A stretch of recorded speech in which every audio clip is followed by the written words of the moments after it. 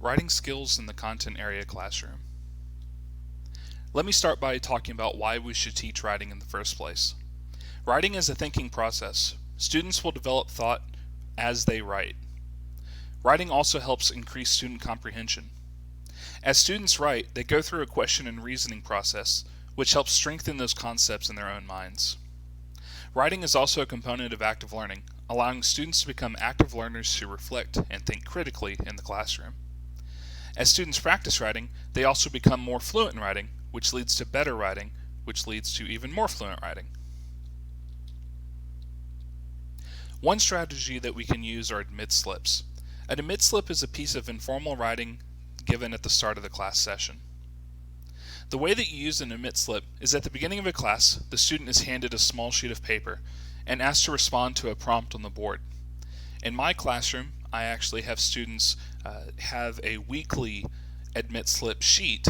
That way it saves me a little bit of paper and allows them to have that responsibility element, so they have to keep it throughout the entire week.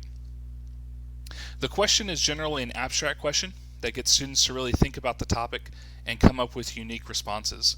They are traditionally open-ended questions. The reason that an admit slip is effective is that it's an effective writing tool because it allows students to get used to the process of writing. It also helps get students into the right mindset for class, so it's a great activating strategy. It also allows them to express themselves creatively as the questions are open-ended. So there's really no wrong answer when it comes to an admit slip. The second strategy is the double entry journal. The double entry journal is a worksheet that is used alongside a piece of content area text.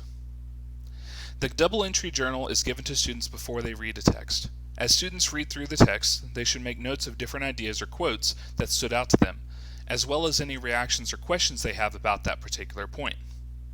The reason that the double entry journal is effective is because it allows students to learn how to effectively take notes, while also allowing them to reflect and to begin to comprehend the material as they practice writing. Journal entries are a great way to give students the opportunity to reflect on what they have already read. The way that you use a journal entry is that students first read a content area text, and then the teacher will give them a series of prompts.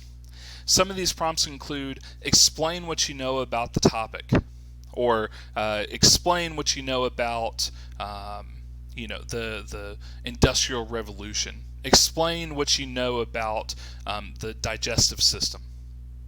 Create an acrostic poem related to the topic. Create song lyrics. Create a poem that describes how this makes you feel. Anything like that helps students internalize these thoughts and help build their understanding and their comprehension of the topic. It also allows them to reflect and come to conclusions. Strategy 4 are paragraph frames. These are used to help students brainstorm their writing, to help plan out what they are going to say. The paragraph frames are given to students after they read a particular text and before they prepare the actual writing. The examples that you see on the screen here show cause and effect frames, comparison contrast frames, and chronology and sequence frames. These frames are great because they give students a visual way to plan out their writing instead of relying solely on what is inside their heads. They can also refer back to the sheets as they write, which helps prevent writer's block. Strategy 5, structured note-taking. Structured note-taking is a formal way of teaching students how to take notes and how to organize their thoughts from a piece of text. The teacher can either give the students a graphic organizer or teach them how to make their own, such as a T-chart or a web. The T-charts and webs are what we teach our students when they prepare for the state standardized testing at the end of the year, since we can't give them a separate graphic organizer. The teacher should show students what should be written down and what should be avoided, because you want to have students focus just on the details and not write down exactly everything that is on the paper.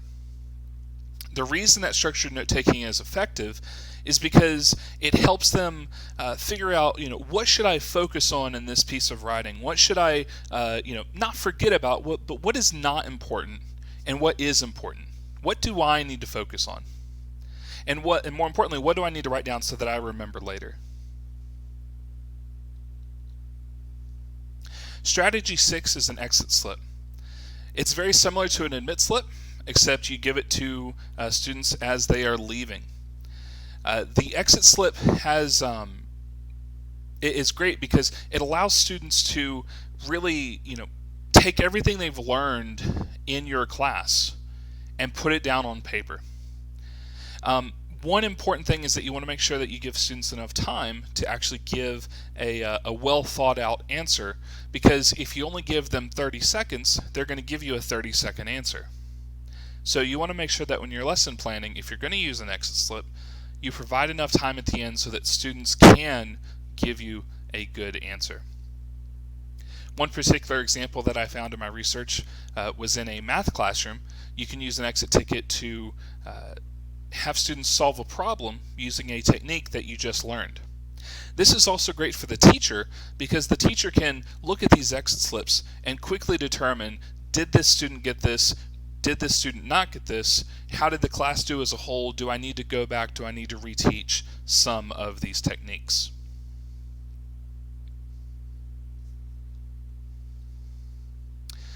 So by using these 6 strategies in the content area classroom, it will help students be able to better comprehend the topic being studied, as well as become more proficient at transferring their knowledge into a written form.